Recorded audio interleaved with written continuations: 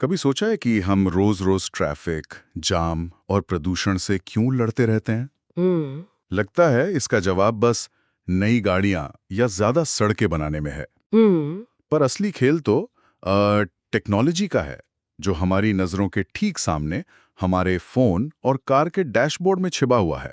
बिल्कुल। और वो टेक्नोलॉजी है डिजिटल मैप्स। हम में से ज्यादातर लोग इसे बस गूगल मैप्स या एप्पल मैप्स की तरह देखते हैं। हाँ, एक जगह से दूसरी जगह जाने का जरिया। सही। लेकिन ये तो बस शुरुआत है। आज ये नक्शे हमारी गाड़ियों के लिए समझिए एक अतिरिक्त सेंसर बन चुके हैं। एक ऐसा सेंसर जो सिर्फ ये नहीं देखता कि हम कहाँ हैं, बल्कि ये भी समझता है कि हम कहाँ जा रहे हैं और उस रास्ते में आगे क्या आने वाला है। बिल्कुल। आज की हमारी ये पूरी बातचीत फिलिपे जिमेनेस की किताब highways construction, management and maintenance के पहले अध्याय पर आधारित है।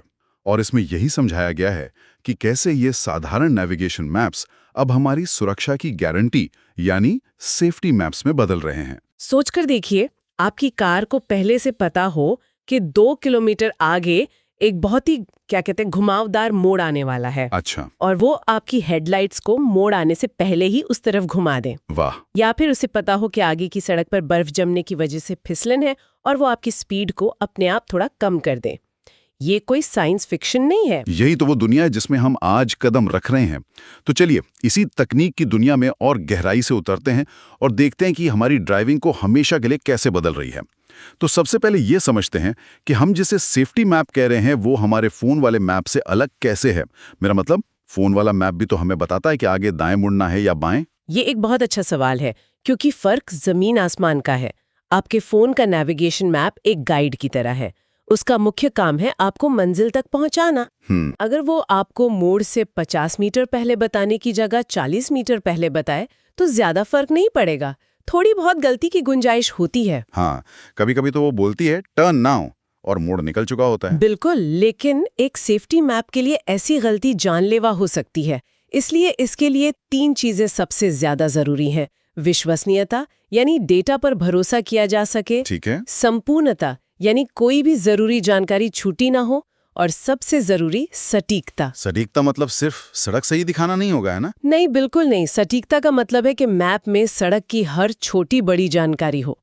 जैसे सड़क की ढलान कितनी है, अच्छा। मोड़ कितना तीखा है, उसका रेडियस क्या है, उस सड़क पर कितनी लेन है, हर लेन की चौड़ाई कितनी है, और सबसे जरूरी हर हिस्से की स्पीड लिमिट क्या है। अरे वाह। ये सड़क का एक तरह से डिजिटल एक्सरे है। मतलब ये सिर्फ एक नक्शा नहीं बल्कि सड़क का एक पूरा डिजिटल जुड़वा बना रहा है। और जाहिर है अगर ये इतना जरूरी है तो बड़ी बड़ी कंपनियां और सरकारें भी इसमें दिलचस्पी ले रही होंगी। यकीनन।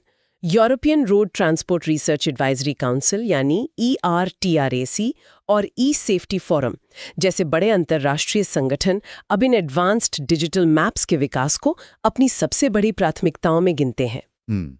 क्योंकि वे समझ चुके हैं कि ये अब कोई लग्जरी फीचर नहीं बल्कि सड़क सुरक्षा का भविष्य है।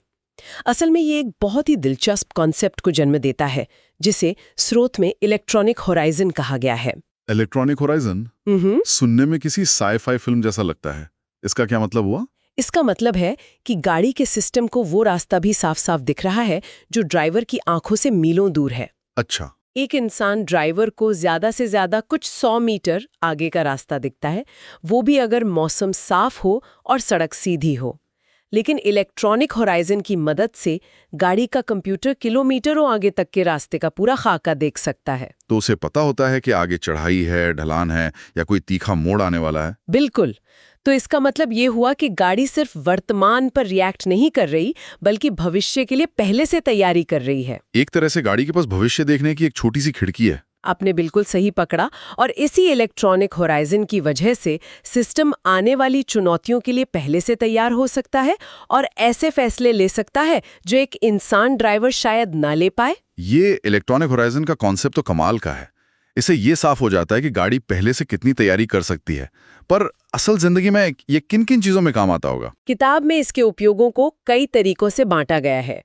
एक तरीका है ये देखना कि गाड़ी की लोकेशन का इस्तेमाल कौन कर रहा है। अगर गाड़ी खुद अपनी लोकेशन इस्तेमाल कर रही है तो उसे ऑनबोर्ड पोजीशनिंग कहते हैं। जैसे नेविगेशन या स्पीड की चेतावनी देना। हाँ, या इंटेलिजेंट लाइटिंग। और अगर गाड़ी की लोकेशन किसी सेंट्रल कंट्रोल रूम को भेजी जा रही है तो वो मैनेजमेंट सेंटर में पोजीशनिंग है। जैसे किसी बड़ी ट्रांसपोर्ट कंपनी का फ्लीट मैनेजमेंट। बिल्कुल। अच्छा, तो ये सारे सिस्टम्स गाड़ी की लोकेशन का इस्तेमाल कर रहे हैं, पर इसमें नक्शे का असली रोल क्या है? क्या वो हमेशा बॉस होता है और बाकी सेंसर्स उसकी मदद करते हैं, या ये टीम वर्क की तरह है? ये एक बेहतरीन सवाल है, क्योंकि यहीं पर नक्शे की असली ताकत समझ आती है। नक्शा दो तरह से काम कर सकता है, प्राइमरी सेंसर की तरह या सेकेंडरी सेंसर की तरह। प्राइमरी और सेकेंडरी सेंसर, इसमें क्या फर्क है? जब सिस्टम का फैसला मुख्य रूप से नक्शे की जानकारी पर ही टिका हो तो नक्शा प्राइमरी सेंसर है। कोई उदाहरण? इसका सबसे अच्छा उदाहरण है इंटेलिजेंट स्पीड अडेप्टेशन या ISA।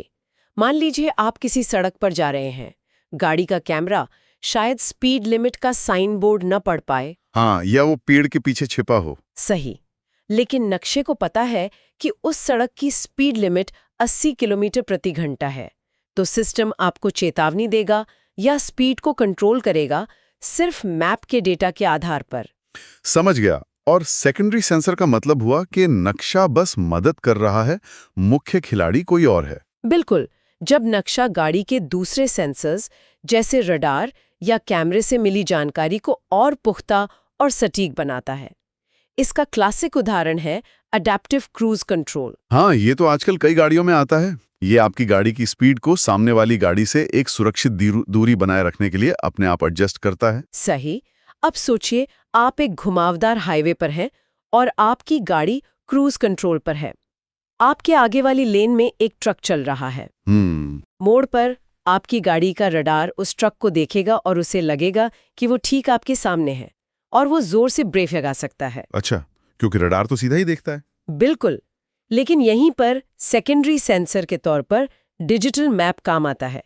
वो सिस्टम को बताता है कि घबराने की जरूरत नहीं, ये ट्रक बस बगल वाली लेन में है। इससे सिस्टम बेवजह ब्रेक नहीं लगाता। ये तो बहुत ही स्मार्ट है। मतलब मैप रडार को ज्यादा समझदार बना रहा है। आपने ISA यानी इंटेलिजेंट स्पीड अडेप्टेशन का जिक्र किया था।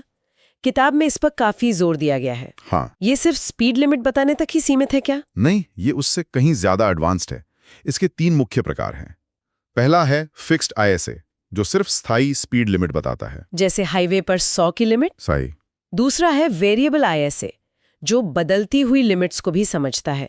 जैसे किसी स्कूल के पास सुबह 8 बजे से दोपहर 2 बजे तक स्पीड लिमिट 30 होती है, लेकिन बाकी समय 50। अच्छा, तो ये समय के हिसाब से सही लिमिट बताएगा। हाँ, और तीसरा है डायनामिक ISA। ये रियल टाइम हालात के हिसाब से स्पीड लिमिट बदल सकता है। मतलब? सोचिए, हाईवे पर भारी बारिश हो रही है या आगे कोई एक्सीडेंट हुआ है। ये सिस्टम V2I यानी व्हीकल टू इंफ्रास्ट्रक्चर कम्युनिकेशन के जरिए ये जानकारी हासिल करेगा और आपको बताएगा कि अभी सुरक्षित स्पीड लिमिट 100 नहीं बल्कि 60 है। ये तो कमाल है। इससे तो सुरक्षा पे बहुत बड़ा असर पड़ता होगा। बहुत बड़ा। स्रोत में दिए गए एक अनुमान के मुताबिक अगर सबसे एडवांस्ड ISA सिस्टम सभी गाड़ियों में लग जाएं, तो ये 59% घातक दुर्घटनाओं और 36% घायल करने वाली दुर्घटनाओं को रोकने में मदद कर सकता है। 59%, 59%? ये तो अविश्वसनीय है। हम सिर्फ सुविधा की नहीं बल्कि जाने बचाने की बात कर रहे हैं। बिल्कुल। सुरक्षा के अलावा क्या इसके और भी फायदे हैं, जैसे कि हमारी जेब पर? जरूर है। फ्यूल बचाने में भी ये मैप्स बहुत बड़ी भूमिका निभाते हैं। एक सिस्टम है जिसे SAM कहते हैं, situation adaptive drive train management. Okay. ये इलेक्ट्रॉनिक होराइजन का इस्तेमाल करके आगे आने वाली चढ़ाई या ढलान की जानकारी लेता है और उसी हिसाब से गाड़ी के इंजन और गियर बॉक्स को पहले से तैयार करता है। 1 मिनट, इसे थोड़ा और आसान भाषा में समझाइए। मतलब अगर हम किसी पहाड़ी इलाके में गाड़ी चला रहे होंगे तो गाड़ी खुद ही एक अनुभवी ड्राइवर की तरह चढ़ाई और ढलान का अंदाजा लगाकर चलेगी। मान लीजिए सिस्टम को पता है कि 1 किलोमीटर आगे एक लंबी चढ़ाई शुरू होने वाली है, तो वो चढ़ाई शुरू होने से ठीक पहले सपाट सड़क पर ही थोड़ी सी स्पीड बढ़ा लेगा और सही गियर लगा लेगा, ताकि चढ़ाई पर इंजन को कम मेहनत करनी पड़े। और ढलान पर? अगर उसे पता है कि आगे लंबी ढलान है, तो वो बेवजह एक्सेलरेटर नहीं देगा और गाड़ी को मोमेंटम में बहने देगा। इससे काफी फ्यूल बचता है। एक और सिस्टम जिसका आजकल बहुत जिक्र होता है वो है लेन डिपार्चर वार्निंग। यह सिस्टम गाड़ी को अपनी लेन में रखने में मदद करता है। क्या इसमें भी मैप्स का रोल है? हाँ, और यहाँ पर सटीकता की जरूरत अपने चरम पर होती है। ज्यादातर ये सिस्टम कैमरों का इस्तेमाल करके सड़क पर बनी लेन की सफेद पट्टियों को देखते हैं। लेकिन सोचिए, अगर भारी बारिश हो रही हो या बर्फबारी की वजह से पट्टियां ढकी हुई हैं, तब कैमरे फेल हो गए हैं। सही। ऐसे में सिस्टम डिजिटल मैप पर निर्भर कर सकता है, लेकिन इसके लिए नक्शे और गाड़ी की जीपीएस पोजीशनिंग में 0.5 मीटर से भी कम की गलती की गुंजाइश होती है। आधा मीटर? ये तो एक इंसान के कंधे की चौड़ाई से भी कम है। इतनी सटीकता हासिल करना तो एक बहुत बड़ी तकनीकी चुनौती होगी। ये इस टेक्नोलॉजी की सबसे बड़ी चुनौतियों में से एक है। अब बात करते हैं एक मजेदार फीचर की, जिसका आपने शुरू में जिक्र किया था, इंटेलिजेंट लाइटिंग सिस्टम। हाँ, ये एक बहुत ही सहज लेकिन असरदार उपयोग है। आज की एडवांस्ड गाड़ियों में अडेप्टिव हेडलाइट्स होती हैं जो स्टीयरिंग व्हील के साथ घूमती हैं। लेकिन इंटेलिजेंट लाइटिंग सिस्टम एक कदम आगे है।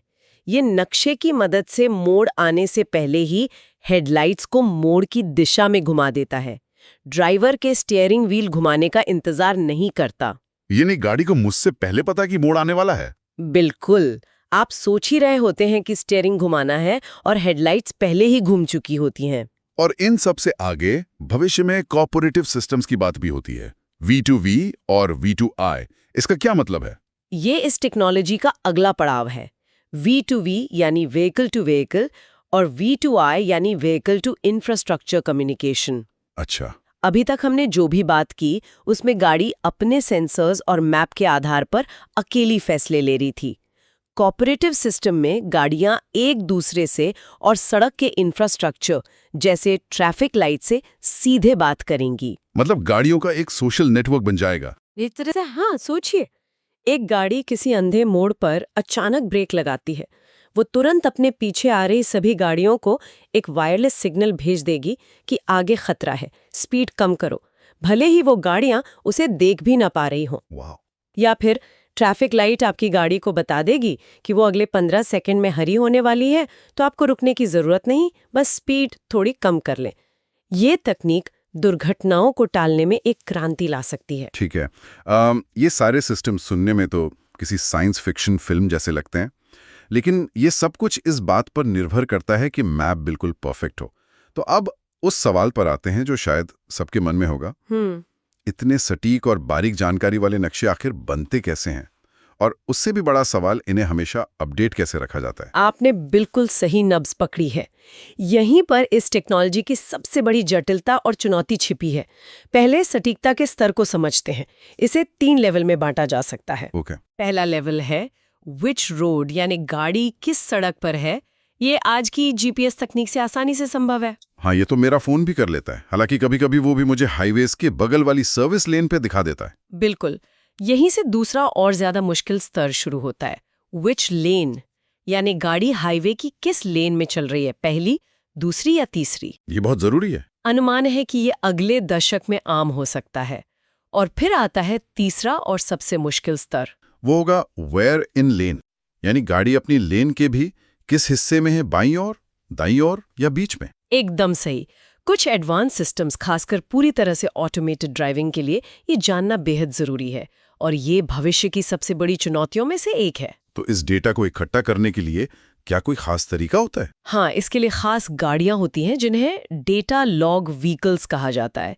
ये कंपनियां जैसे हियर टेक्नोलॉजीज या टॉम अपनी इन गाड़ियों को सड़कों पर भेजती हैं। अच्छा। ये गाड़ियां high precision GPS, inertial sensor, laser scanner और 360 डिग्री कैमरा से लैस होती हैं और सड़क का चप्पा चप्पा स्कैन करके ये डिजिटल मैप तैयार करती हैं। लेकिन सड़कें तो बदलती रहती हैं। कहीं कंस्ट्रक्शन शुरू हो गया, कहीं नई स्पीड लिमिट लग गई। एक पुराना नक्शा तो मदद करने की बजाय खतरनाक साबित हो सकता है। बिल्कुल। तो क्या हर बदलाव के लिए उन खास गाड़ियों को दोबारा भेजना पड़ता है? ये तो बहुत महंगा और धीमा प्रोसेस होगा। आपने सबसे बड़ी चुनौती की बात की है, अपडेटिंग। यही इस तकनीक की सबसे बड़ी कमजोरी है। अपडेट्स 2 तरह के होते हैं। एक है स्टैटिक अपडेट्स, यानी स्थायी बदलाव, जैसे कोई नई सड़क बनना, और दूसरे हैं डायनामिक अपडेट, यानी अस्थायी जानकारी, जैसे ट्रैफिक जैम, कोई एक्सीडेंट या मौसम की खराबी। तो इन सब को अपडेट कैसे किया जाता है? यहीं पर फ्लोटिंग व्हीकल्स या क्राउड सोर्सिंग का कॉन्सेप्ट आता है। इसका मतलब है कि सड़कों पर चल रही आम गाड़ियां ही डेटा इकट्ठा करने वाले सेंसर बन जाती हैं। अच्छा, जिन गाड़ियों में एडवांस सेंसर लगे होते हैं वो लगातार सड़क की जानकारी इकट्ठा करके एक सेंट्रल सर्वर को रियल टाइम में भेजती रहती हैं। मतलब अगर 100 गाड़ियां एक नए बने गड्ढे के ऊपर से गुजरती हैं और उनके सस्पेंशन सेंसर एक जैसा डेटा भेजते हैं तो सिस्टम समझ जाएगा कि वहां सड़क खराब है। बिल्कुल।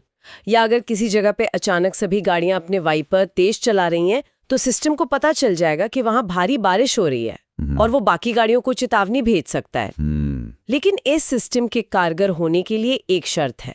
स्रोत के अनुसार ऐसा अनुमान है कि नेटवर्क में कम से कम 1% से 5% गाड़ियों का इन सेंसरों से लैस होना जरूरी है ताकि पूरे सड़क नेटवर्क का भरोसेमंद डेटा लगातार मिलता रहे। लेकिन क्या ये भरोसेमंद हो सकता है? अगर सिर्फ 1% गाड़ियों में ये सिस्टम है तो किसी छोटी सड़क या गांव के रास्ते का डेटा तो शायद कभी अपडेट ही नहीं हो पाएगा। ये एक बहुत ही वैध चिंता है। इससे तो सुरक्षा में भी एक डिजिटल डिवाइड बन जाएगा। सही बात है, और ये इस टेक्नोलॉजी की सीमाओं में से एक है। शुरुआत में इसका फायदा यकीनन ज्यादा ट्रैफिक वाले इलाकों को ही मिलेगा।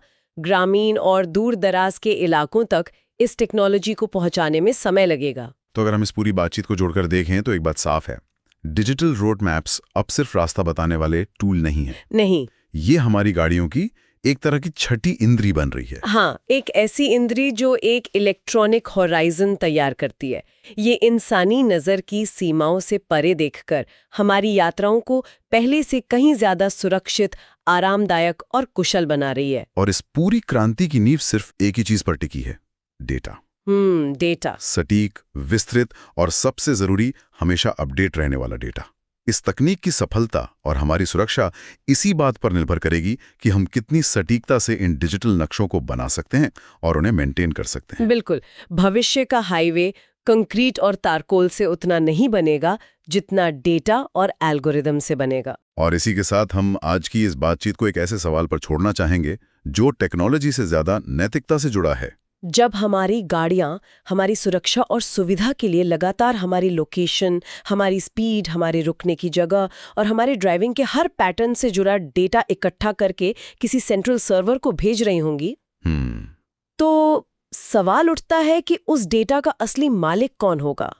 क्या वो गाड़ी का मालिक होगा या कार बनाने वाली कंपनी या फिर वो कंपनी जो मैप बनाती है? और क्या ऐसे हमारी निजता यानी प्राइवेसी और डेटा के मालिकाना हक से जुड़े नए और जटिल सवाल खड़े नहीं होंगे? बिल्कुल। ये एक ऐसी तकनीकी और नैतिक पहेली है जिसे भविष्य की सड़कों पर दौड़ने से पहले हमें मिलकर सुलझाना होगा।